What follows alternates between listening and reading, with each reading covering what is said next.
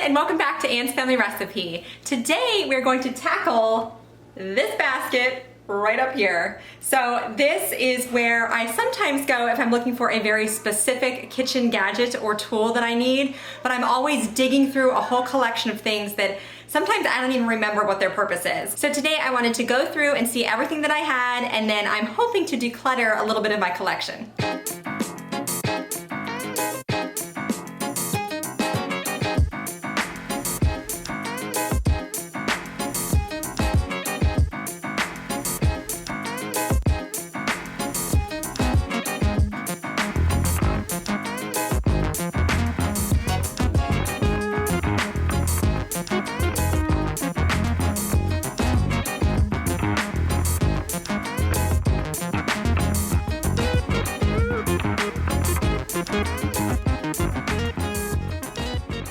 Okay, so I have my entire collection on my kitchen countertop, and I'm gonna go for this big guy first because I know that I'm gonna get rid of it. This is my potato ricer. So what you do is, actually, where are the little plates? So you put one of these metal plates in the bottom here, and then you put your boiled potatoes into it and mash it down, and this is supposed to make very silky smooth mashed potatoes, which it does work with the potatoes that actually go through this little potato ricer or masher, but a lot of them kind of squeeze out over the top. It's super messy, and obviously it's gigantic and kind of cumbersome to store. So I'm just gonna donate this because maybe somebody else is looking for something like this. It's a very specific kitchen gadget, but I've decided that either my potato masher or my hand mixer work better for some creamy whipped potatoes, and I don't have to have this gigantic gadget in my cabinet. So that's one big thing gone. Next up, I have a couple of little like sieves, I guess you would call them. I don't know if this came with like a bar kit or something, but it's a little strainer. I like this one particularly because it has these hooks, so it'll kind of rest and hang on to whatever you're putting it on.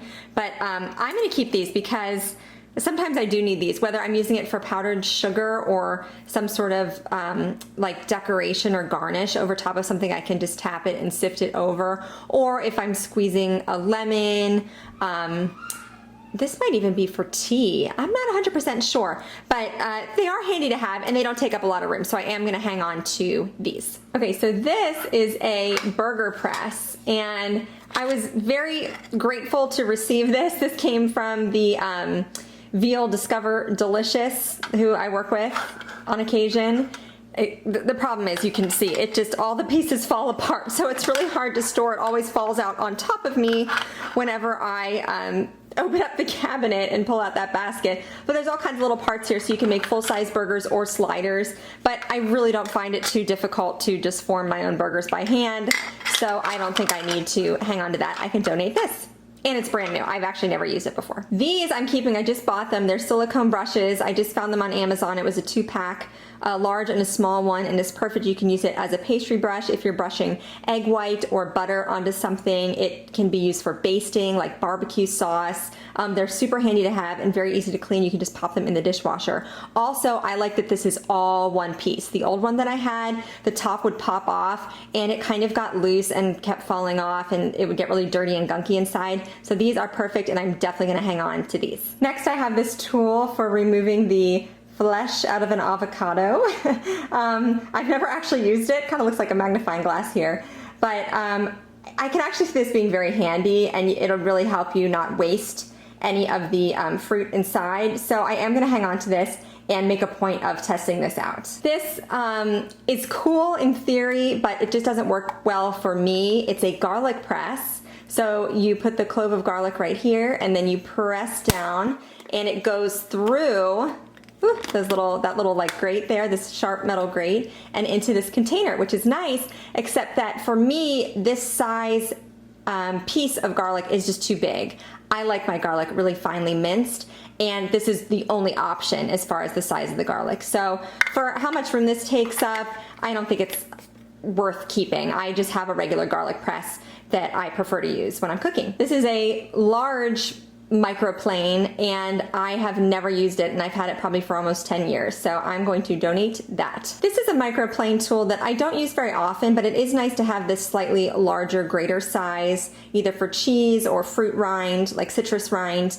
I have a smaller, kind of traditionally long and skinny shaped Microplane, but this is nice to have with the handle, and just for that larger size. So I am gonna hang on to this. And it comes with this nice shield too, to protect your fingers from these sharp little pieces. I have a Melon Baller. I basically never use this, but I'm not going to be too ruthless in my decluttering, and I'm going to keep this just in case. I know a lot of people who declutter say don't keep things just in case, but I do love to cook. I make cooking videos, so this tool could come in handy. I also foresee this coming in handy either for candy making or for like doing an event, like a party for my kids. I might need this for some specific food-related art craft kind of project in my future, perhaps. So we're gonna hang on to the Melon Baller. I also have a large and a small spatula here. So this is great for frosting, smoothing out batters and things. It's an offset spatula, I should say. So you see it has this little angle here, so you can get nice and flat when you're smoothing things out. And my friend Jen from the channel When with Jen introduced me to this. This is perfect for frosting donuts, which I love to make, baked donuts in my little donut pan. So I'm gonna hang on to both sizes of these. We do love pie in our family, so I do use my pie slicer a lot. Slicer and server, I should say, so I'll definitely hang on to this. And you can see too, a lot of my kitchen items are this OXO brand. Some people I think say it OXO, either way I'm not sure. But this is a great kind of sturdy pie slicer, it's a nice size. And it has, I don't know if you can see, it has a serrated edge here too, so it slices pretty nicely into whatever you're cutting. This I got for my husband probably 8 or 9 years ago at this point. I got him all kinds of ingredients and stuff for us to make homemade sushi, and then we never did it. But again, I'm keeping this just in case because it is something I would love to do with him one day. So we might as well keep the bamboo rolling mat and paddle for making our own sushi rice. This is a lettuce knife that my mom got me. So it's a serrated edge. It's not too sharp, and it really does cut through a head of lettuce really easily. But I actually have a little container in the drawer right under this counter. I'll show you that I'll put this. It has all my other knives, so this should probably go in there because I forget that I have it and I never use it anymore. So I'll keep this with the rest of my knives. So these are gadgets that I use all the time for the most part. Maybe not that egg slicer, but it's new, so I'm gonna hang on to it. And then these are my knives back here, so I'll just tuck that little lettuce knife back there. This is a muddler. So I don't drink very often, probably less than 10 times a year, but this is a handy tool to have if you're ever putting mint or some kind of maybe berry in a cocktail. It's nice to have this. It's like a mallet almost. See, there's this little end here that's kind of pointy, and you can use this to mash up any ingredients into a drink, and that releases the flavor, whether it's an herb or a fruit or something like that. So being that this doesn't take up a lot of room, I am gonna hang on to my muddler. This is a tool I use a lot in baking and like candy making. It's a candy thermometer. So you can put this into a hot liquid, and this helps if you're making a homemade caramel. I use this to test my water or milk if I'm making a bread dough to make sure that it's a good temperature for adding the yeast. So this is super handy to have. And it's nice because it has a little clip on the back, so you can clip it on the side of your pot if you're working on the stovetop. The only problem with this is, I mean, I use this a lot and it's kind of old, but if you scrub it to clean it, some of the numbers come off, so you just have to be very careful and gentle when you're cleaning this. This is a beer bottle opener, and you can see AEO. It's from American Eagle Outfitters. It was attached to a winter hat that I bought for my husband probably over 10 years ago. So, but I think it's one of the only bottle openers we have. So we'll keep this up there in case my husband ever wants a beer. I have this citrus reamer. I have one of those like enamel yellow lemon juicers, but they really only fit lemons and limes. So this is nice to have if I'm doing a larger citrus fruit like an orange or a grapefruit, in case you didn't know what larger citrus fruits were. So I don't use this often, but it is nice to have. Just to get every last bit of juice out of my citrus fruits. Funnels are very handy to have, so I'm gonna keep these. Although they came with this little attachment, it's kind of like a strainer you can pop into the bottom of the funnel, and I've never once used this, so I'm honestly just gonna throw that away because I don't need to hang on to that. Wine opener, always handy to have. So I'll keep that. This is my bench scraper. So I use this in a lot of baking. You know, I can use it to cut because it has a nice sharp edge here if I'm making my cinnamon rolls. You can also scrape and lift things with it. It also has a little ruler so you can measure, like, okay, I want them to be 1 inch long. You can measure along there. You can also use this just for moving anything from one place to another. If you chop up fine herbs or any kind of food on a cutting board, you can kind of scoop it up and transfer it into your pan. It's very handy to have. Another baking tool is my pastry cutter. Usually I just use my hands when I'm making like a crumb topping or working a dough together, or you can use a food processor too. But every once in a while, I do need a pastry cutter just for whatever I'm making. I just have to be super careful with this because I have sliced my finger on this more than once. These edges here are quite sharp. So I'm thinking maybe I'll put this into a Ziploc bag just to keep my fingers safe, but I'm gonna hang on to this. This is a thermometer that came with my slow cooker. I've never used it before, but I'm definitely gonna hang on to it. I could see it coming in handy because you can stick it right through the hole on the top of your slow cooker lid, and then it will tell you the temperature of whatever you're cooking. I'm debating about this one. This is an apple corer. Again, it doesn't take up too much room, so I don't mind keeping it. I don't know if I've ever used it, but this would be nice to have. I mean, obviously you can use a knife for so many of these little individual cutting tasks, but just to core an apple, if I'm baking apples and I want to fill them, it would be a lot neater if I use this as opposed to a knife.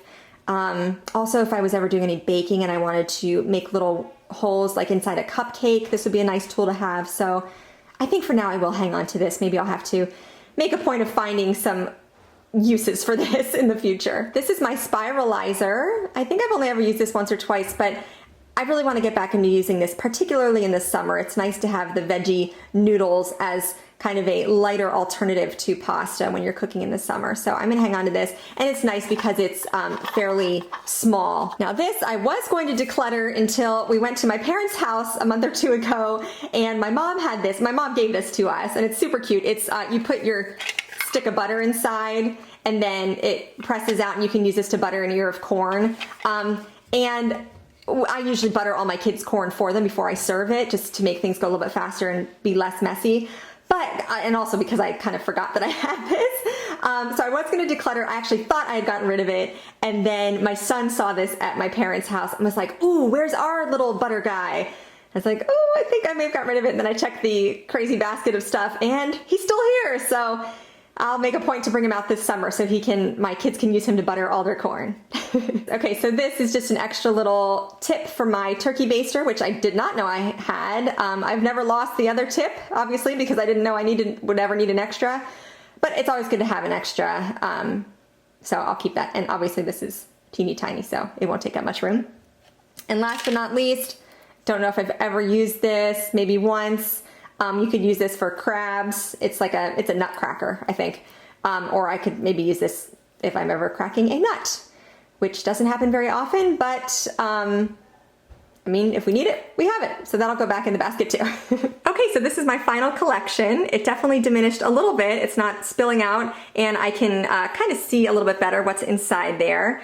Over here is what I'm decluttering. I have that potato ricer. I have a large kind of microplane. I have my garlic press, and then my burger maker over there. So you can see it's not a lot of items, but they were taking up a lot of space. So I'm happy to pass those on to somebody else. Okay, so there you go. I've decluttered my kitchen gadget basket, and hopefully it won't avalanche down upon me every time I open up that cupboard up there. Don't forget to subscribe to my channel. You can follow me on Instagram at Anne's Family Recipe, and give this video a thumbs up if you like this style of video, kind of kitchen organizing and decluttering, something a little bit different here. Thank you so much for joining me here in my kitchen, and I'll see you again soon.